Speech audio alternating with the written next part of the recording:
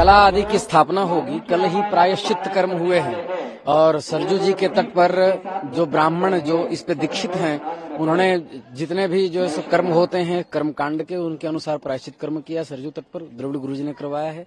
और 18 तारीख से सब वर्णी होने के बाद सब नियम में रहेंगे, उपवास करेंगे। और कुछ लोग फलाहार हैं, कुछ लोग जो है सो वृक्ष के ही फल लेकर के रह रहे हैं, कुछ लोग दूध पर हैं।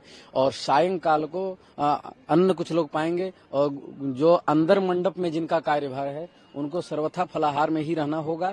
और रामायण का 5 तरह के रामायण का पाठ हो रहा है। अध्यात्म रामायण, आनंद रामायण, रामचरितमानस, वाल्मीकि रामायण, भुसुंडी रामायण आदि का पाठ हो रहा है। ताकि ऐसा सुना जाता है बाबरी मस्जिद के निर्माण के समय बहुत सारे रक्तपात हुए हैं और औरंगजेब आदि आतताइयों ने बहुत जुल्म ढाए हैं। तो इसके कारण से जो भी मृत्यु हुई है तो उस भू की शुद्धि के लिए भी प्रायश्चित कर्म होंगे।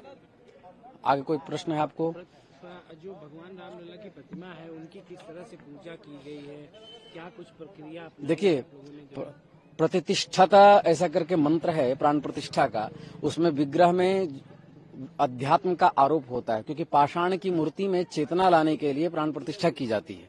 तो वही प्राण प्रतिष्ठा के नियम जो है, जो मुहूर्त गुरुजी ने दिया है 84 सेकंड का, उसी मुहूर्त में वो किया जाएगा। अभी तो मूर्ति बन ही रहे हैं, मूर्ति बन के तैयार हो गए हैं, अभी उनके स्थल का निर्माण हो रहा है, निरीक्षण हो रहा है।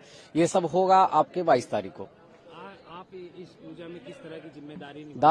दास की 36,000 श्लोक भुसुंडी रामायण में है, उसमें मध्य प्रांत के भाग का पाठ दास को मिला है भुसुंडी रामायण का। कितना जरूरी? ब्रह्मा जी के द्वारा वो कहे गए रामायण है। आपने कहा कई रामायण के पाठ किए जाएंगे, कितना जरूरी होता है? उसमें रघुनाथ जी का गुणगान होता है, उनसे प्रार्थना की जाती है ताकि भारत के अभ्युदय की सिद्धि हो और हम लोगों को भगवान के चरण कमलों में प्रेम की प्राप्ति हो और संपूर्ण विश्व में शांति की स्थापना हो। तदर्थ जो है पाठ आदि किए जाते हैं। राम जी के चरित्र का स्मरण किया जाता है कि रामो विग्रहवान धर्म,